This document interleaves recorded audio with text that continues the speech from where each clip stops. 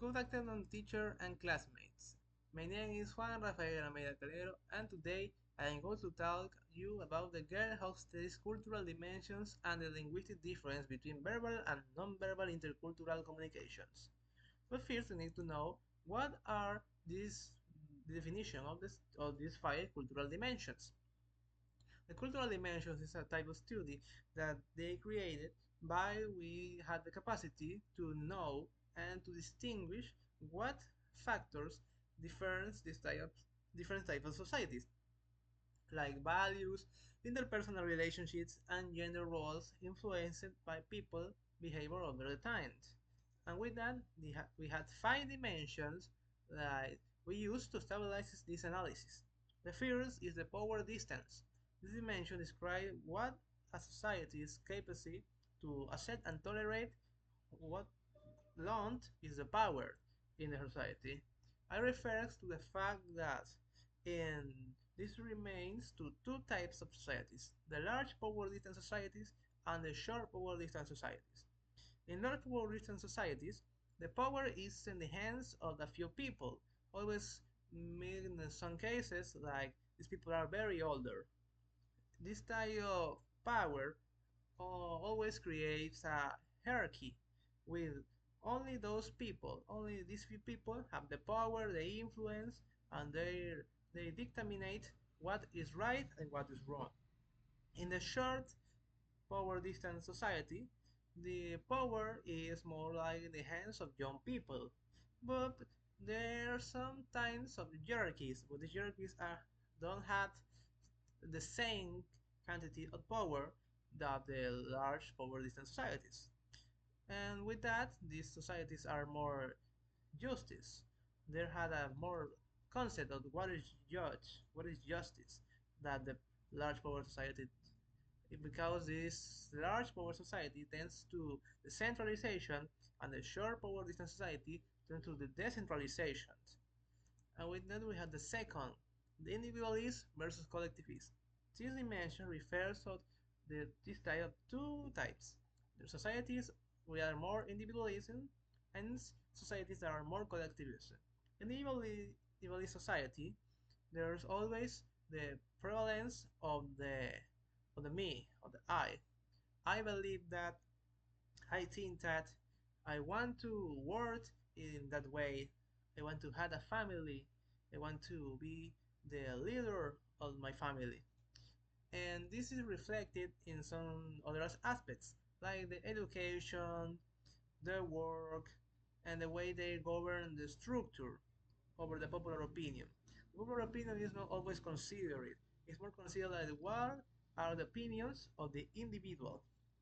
On the other hand, the collectivist societies prioritize the opinion of the others, of the or the government, or the a group of certain people, and this cannot be changed.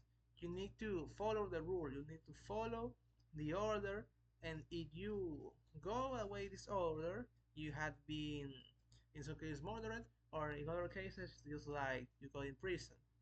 And with that, because in collectivist society there is no this feeling of liberty like in individual societies.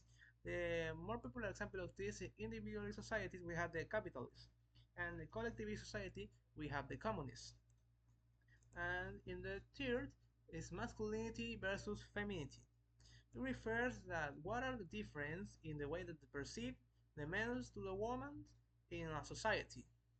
And with that, the stereotypical distribution on the emotional roles between genders.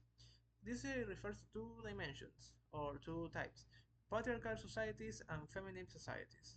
In the patriarchal societies, the man is a subject and the woman is an object. The father is always having the work, and the mother with the family. Their father don't have time to go with their children, and the mother is the always we have to sustain the sentimental feelings of his children. This is reflected in phrases like boys don't cry, girls cry, the boys fight, and the girls don't. And in this case of societies, the women are treated like an object, and the people don't see like something bad. In religion and the masculine societies, God is always emphasizes above all things. In matriarchal societies or women-dominated societies, gender roles are more equalized.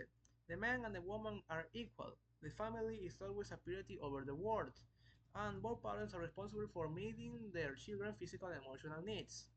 In these societies, the boys and the girls are considered they can cry but not fight. The sympathy for the weak is value. In the masculine societies, the sympathy for the weak is not a value. It's not something good that the society needs to do. And in this entire religion, the religion focuses more on how people should behave, what the human need to be, and this influence how to perceive the sex, seen more as a way to relate to others. Number four is the uncertainty in aversion. This mention allows to see how a society tolerates uncertainty or ambiguous situation how it addresses it, like a war, a economical crisis, and some other examples. Depending on the culture, the reaction to risk will vary. Some societies will not tolerate this change and try to minimize the anxiety caused by the feeling of the unknown, establishing rules and very strict in other types of examples. And in other kinds of society, they are more flexible, accepting the change more easily, and therefore the laws and rules are more flexible, allowing them to adapt to change without trying to control the future. Number five is the long-term versus short-term orientation. This dimension describes the whole culture view, the time horizon. The short-term dimensions see like a circular dimension, with the present and the past interconnected. I respect the past tradition. I respect the values that my father and my grandmother learned me. And, and with that, these types of societies respect the traditional methods and stabilizing a strong relationship between them because in the social obligation they are very present. In contrast, the short-term orientation are more like a time horizon linearly, focusing on the future and the goals. I want to have that goal. I want to need that car. There are examples. And with that, we go to intercultural competence. This is ability that allows to communicate the knowledge, skill, and attitudes that we enable to understand.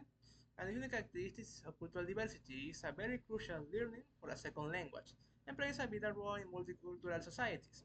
But in order to learn for another worldview interactive, the importance of cultural dimensions and developments as an intercultural competence for students of English as a foreign language is a very important question.